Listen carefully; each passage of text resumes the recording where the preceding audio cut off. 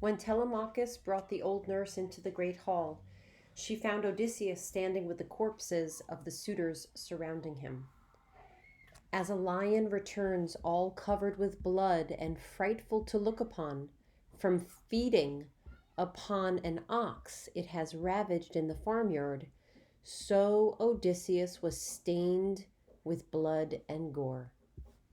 Before she could say anything, her master advised, "Your heart can overflow with joy, nurse, but it is wrong to exult over the dead."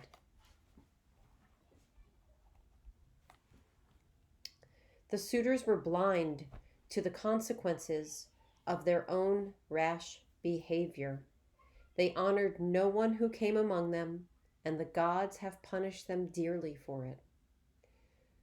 While the servants were cleaning and purifying the great hall, the old nurse went to Penelope's room and cried, "Wake up, dear child, to see what you have waited for so long. Odysseus has returned, and he has killed all the arrogant suitors." Penelope replied, "Dear nurse, your mind is usually quite sound, but the gods can both make the simple-minded wise and rob the wise of their understanding. They appear to have made you witless. Why tell me such a fantastic story? Odysseus is the very stranger that the suitors taunted in the great hall," the old nurse explained. "He confided in Telemachus, but no one else, so that they could surprise the suitors with their attack."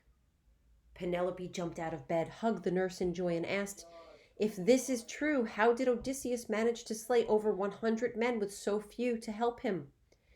"I did not see it until it was over," the nurse replied, "but his vengeance was swift and complete."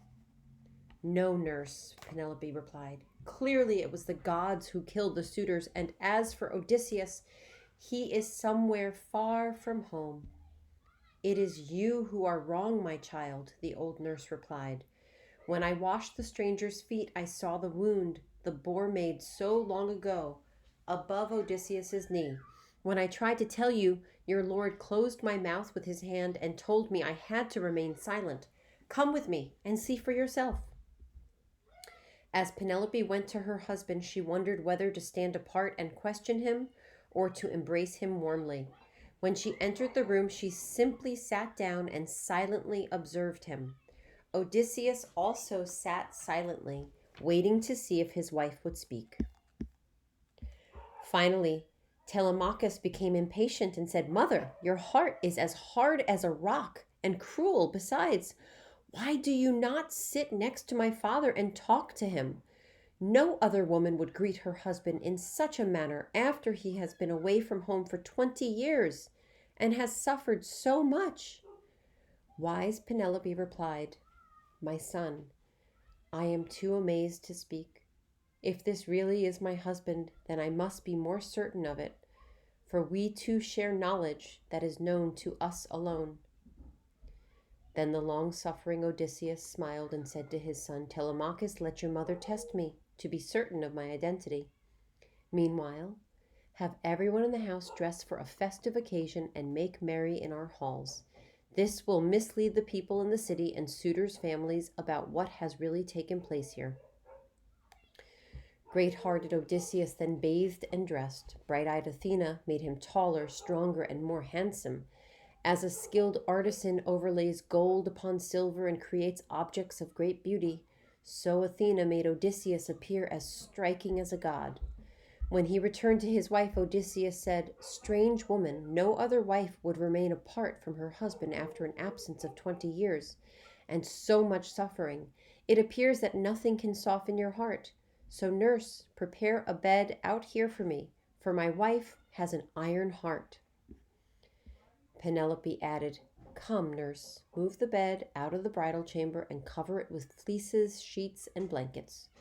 To this direction Odysseus responded with great anger.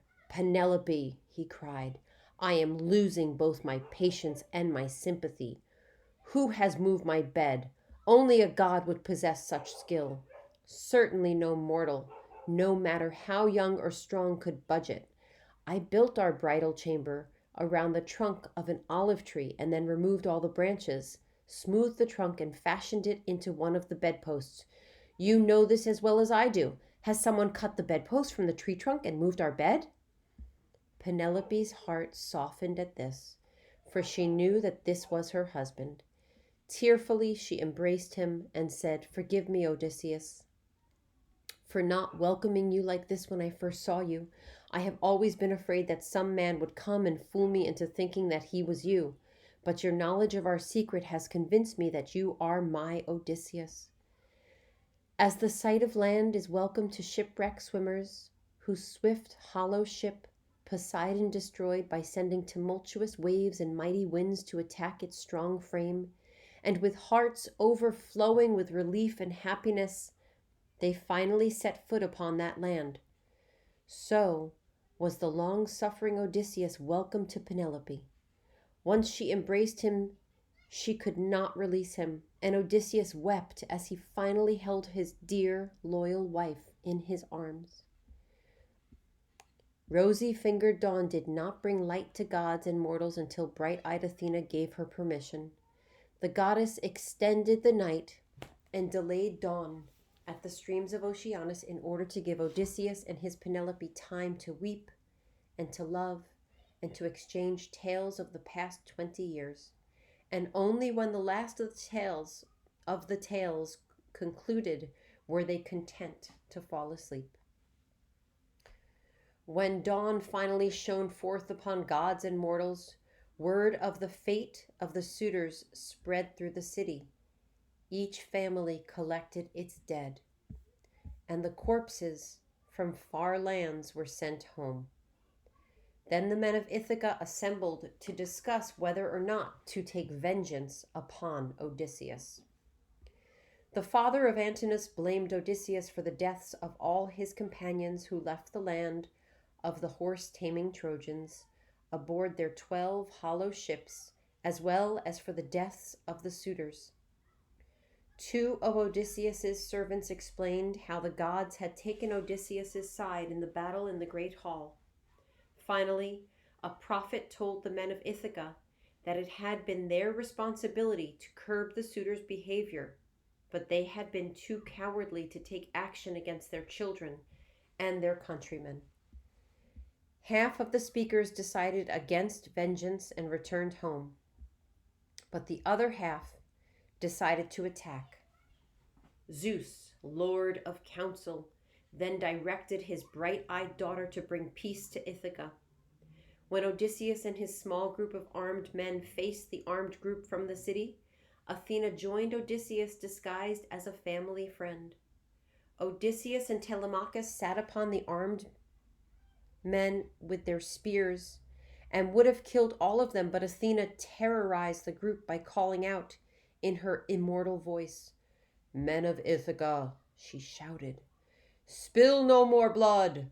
Quickly return to your homes with your lives and live in peace with one another." The long-suffering Odysseus ignored her words and started after the frightened men, like an eagle diving upon its prey. Zeus, lord of the bright lightning and the dark cloud, then hurled his blazing thunderbolt at the feet of his flashing-eyed daughter. "Odysseus," Athena counseled, "drop your weapons, put aside what is past, and love your people. Then you will be king the rest of your life and will live peacefully and well. If you cannot obey, you will arouse the anger of mighty Zeus." When Odysseus heard these words, his heart filled with joy. Thus Athena, in the form of a loyal friend, brought lasting peace between Odysseus and his people.